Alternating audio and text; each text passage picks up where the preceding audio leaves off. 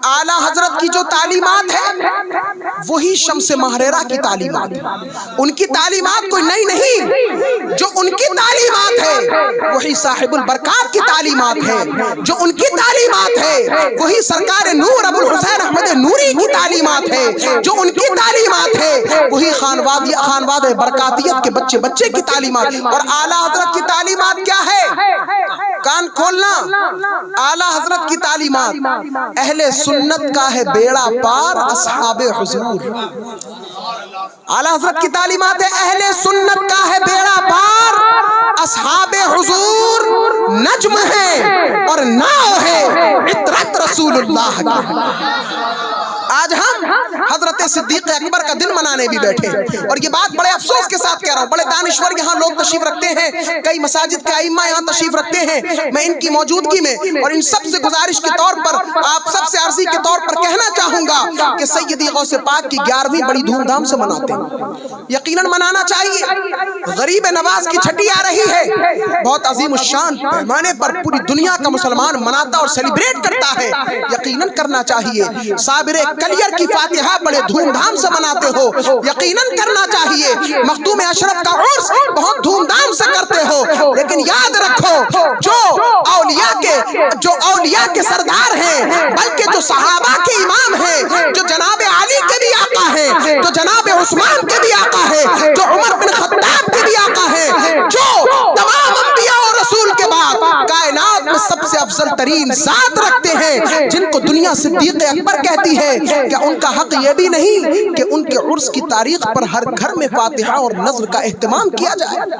हमें इमामुस सहाबा, अफजलुस सहाबा सैयदना सिद्दीक अकबर रदियल्लाहु अन्हु को भूलना नहीं चाहिए, बल्कि उनकी शान का आलम यह है कि सरकार फरमाते हैं, आका करीम फरमाते हैं, मैंने सबके एहसान का बदला दे दिया, अबू बकर के एहसान का बदला कल बरोज़ क़यामत उसका परवरदिगार आलम देगा। सबके एहसान का बदला चुका दिया, सिद्दीक अकबर के एहसान का बदला नहीं दिया। उनके एहसान का बदला अल्लाह रब्बुल इज्जत मैदान महशर में देगा। क्या शान है! और ऐसा अजीम शान सहाबी, सुभान अल्लाह, आका करीम का ऐसा अजीम शान सहाबी कि जिसकी मिसाल मिलना मुश्किल है। दुरूद शरीफ पढ़ें एक बार, अल्लाहुम्मा सल्ली अला सय्यदिना मौलाना मुहम्मद मअदन अल-जूदी। दुरूद शरीफ पढ़ लें, अल्लाहुम्मा सल्ली अला सय्यदिना मौलाना मुहम्मद मअदन अल-जूदी वल करम व आलिहि व बारिक व सल्लिम सलातो व सलामुन अलैका या रसूलल्लाह सल्लल्लाहु तआला अलैहि वसल्लम। हाज़रीन मोहतरम, कोई क्या जाने रुतबा हजरत सिद्दीक अकबर का, बहुत ऊंचा है पाया हजरत सिद्दीक अकबर का। मैं बहुत तेजी के साथ अपनी बात को समेट रहा हूँ, बस इतना सुने कि आला हजरत का गुंबद गुंबदे रज़वी है, गरीब नवाज का गुंबद गुंबदे चिश्तिया है, साबिर पाक का गुंबद गुंबदे साबरी है, मखदूम अशरफ का गुंबद गुंबदे अशरफी है।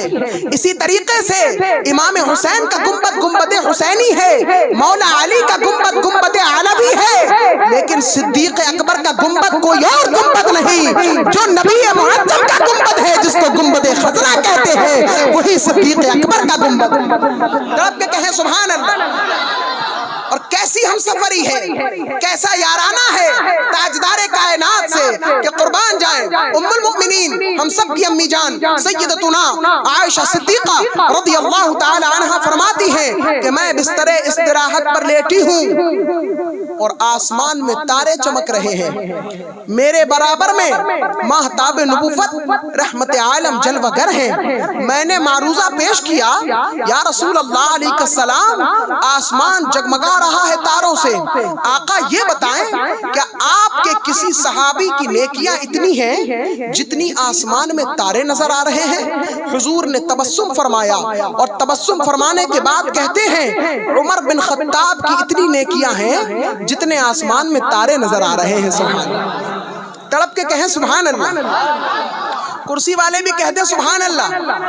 और तवज्जो चाहूंगा, उमर बिन खत्ताब की इतनी नेकियां हैं जितने आसमान में तारे नजर आ रहे हैं। सैयदा कहती हैं कि मैंने तवक्कुफ किया, थोड़ी देर ठहरी और फिर अर्ज किया, या रसूल अल्लाह, मेरे वालिद अबू बकर की नेकियों का क्या हाल है?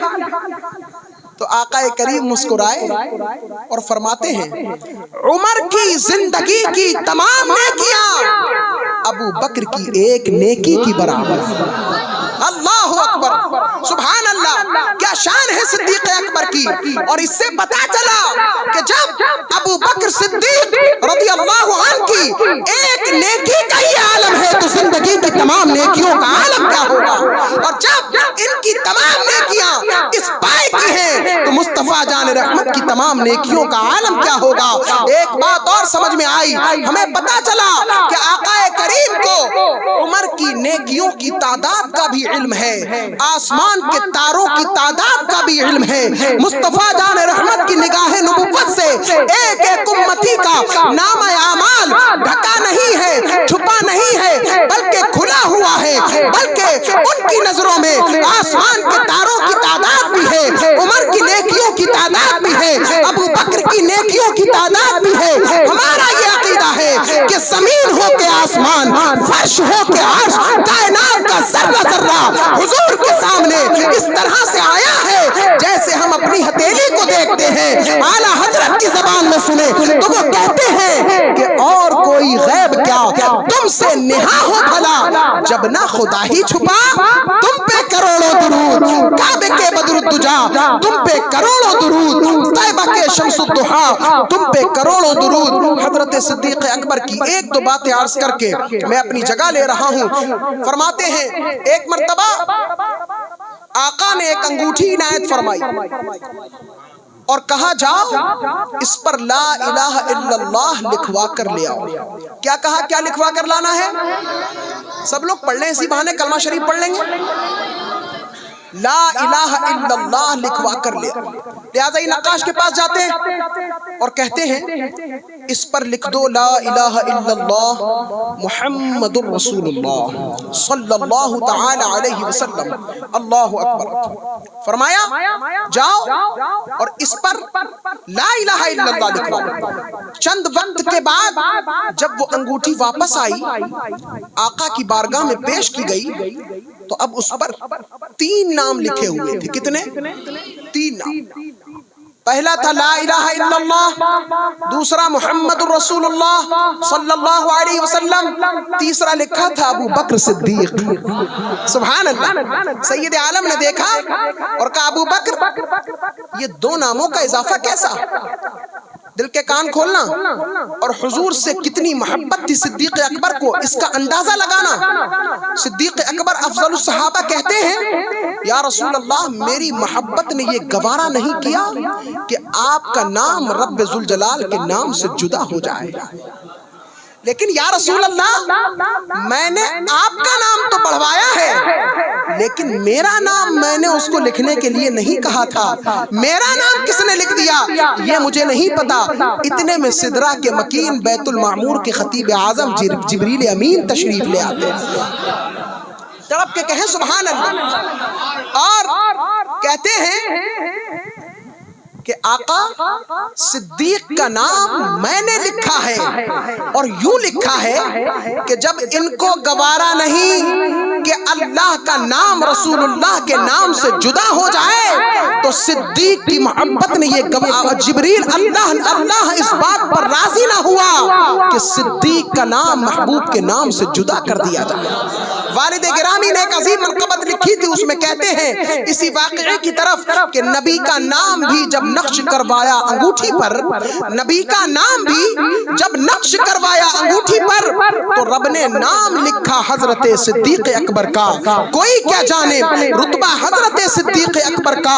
آپ دیکھیں سبحان اللہ، جب وصال کا وقت قریب آیا جناب صدیق اکبر کا تو امیر المؤمنین چوتھے خلیفہ حضرت علی المرتضی رضی اللہ تعالی عنہ کو بلاتے ہیں اور اپنے سرہانے بٹھالتے ہیں اور کہتے ہیں اے علی جب میرا انتقال ہو جائے تو میرے جنازے کو رحمت عالم کی جالی شریف کے باہر باہر یعنی روضہ اقدس کے باہر رکھ دیا جائے اور اجازت طلب کی جائے کہ آپ کا خادم، آپ کا غلام، آپ کا ہمسفر، آپ کا دوست صدیق آپ کی بارگاہ میں اجازت چاہتا ہے، اگر اجازت مل جائے تو روضہ اقدس میں دفن کر دینا، اور اگر اجازت نہ ملے تو مسلمانوں کے قبرستان جنت البقیع میں دفن کر دینا۔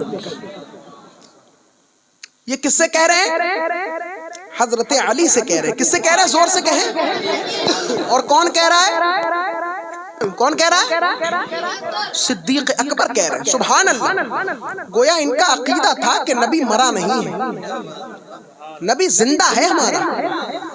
جناب صدیق کا بھی عقیدہ تھا، اور اگر کوئی کہے معاذ اللہ موت کے وقت ان کے یہ حالات ہو گئے تھے تو جناب علی کا تو توازن ٹھیک تھا نا۔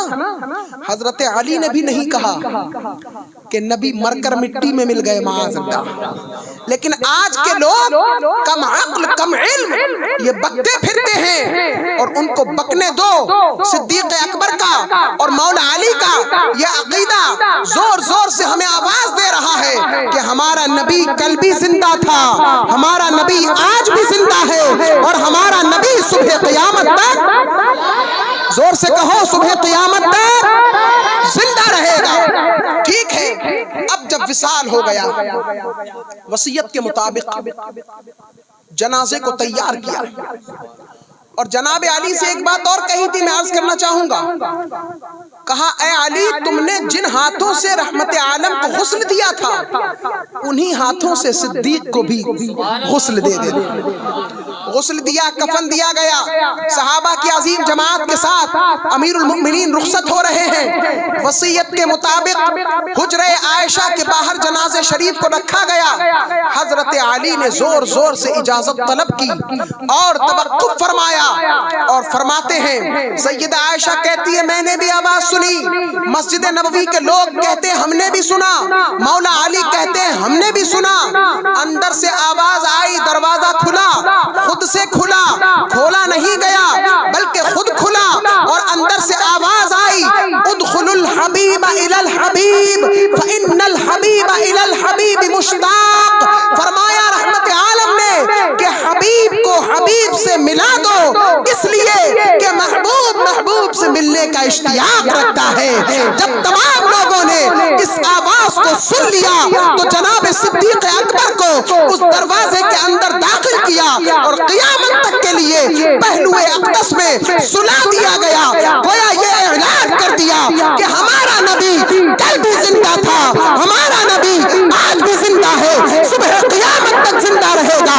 اعلیٰ حضرت کی زبان میں اگر کہا جائے تو یوں کہا جائے تو زندہ ہے واللہ، تو زندہ ہے واللہ، میری چشم عالم سے چھپ جانے والے چمک تجھ سے پاتے ہیں سب پانے والے، میرا دل بھی چمکا دے چمکانے والے۔ آخری بات، یہ ایسے صحابی تھے کہ جو خود بھی صحابی، جن کے بیٹے بھی صحابی، جن کا پوتا بھی صحابی، اور جن کے والد حضرت ابو قحافہ بھی صحابی۔ چار پشتوں میں کسی کی صحابیت نظر نہیں آئے گی۔ والد گرامی کہتے ہیں مکتے میں امانت ہے صحابیت کسی کی چار پشتوں میں، امانت ہے صحابیت کسی کی چار پشتوں میں، تو نام آئے گا تنہا حضرت صدیق اکبر کا۔ کوئی کیا جانے رتبہ حضرت صدیق اکبر کا بہت اونچا ہے پایا حضرت صدیق اکبر کا۔ تو یہ مہینہ صدیق اکبر رضی اللہ تعالی عنہ کا چل رہا ہے، اور اس کے بعد ہند الولی سلطان الہند خواجہ غریب نواز کا مہینہ آئے گا، لیکن غالباً آپ کو معلوم نہیں ہوگا کہ صدیق اکبر کا یوم وفات کیا ہے۔ تو ان کی وصال کی تاریخ اس مہینے کی چاند کی 22 تاریخ کو ان کی رحلت ہوئی، لہذا 22 تاریخ کو جتنے لوگ یہاں حاضر ہیں بہت اہتمام کے ساتھ اپنے اپنے گھروں پر صدیق اکبر کی فاتحہ کا چراغ روشن کریں گے انشاءاللہ۔ اور ائمہ حضرات سے گزارش ہے کہ اس جمعے میں اس جمعے میں حضرت صدیق اکبر رضی اللہ عنہ کی شان پر گفتگو ہو جائے، ان کی سیرت پر بات ہو جائے، ان کی تاریخ پر بات ہو جائے تو انشاءاللہ مزہ آ جائے۔ 24 دسمبر 22 جمادی الاخر کو حضرت صدیق اکبر رضی اللہ عنہ کی فاتحہ کا اہتمام کریں اور فیض صدیقی سے مالا مال ہو جائیں۔ اللہ تبارک و تعالی ہم سب کے ان کلمات کو اپنی بارگاہ میں قبول فرمائے۔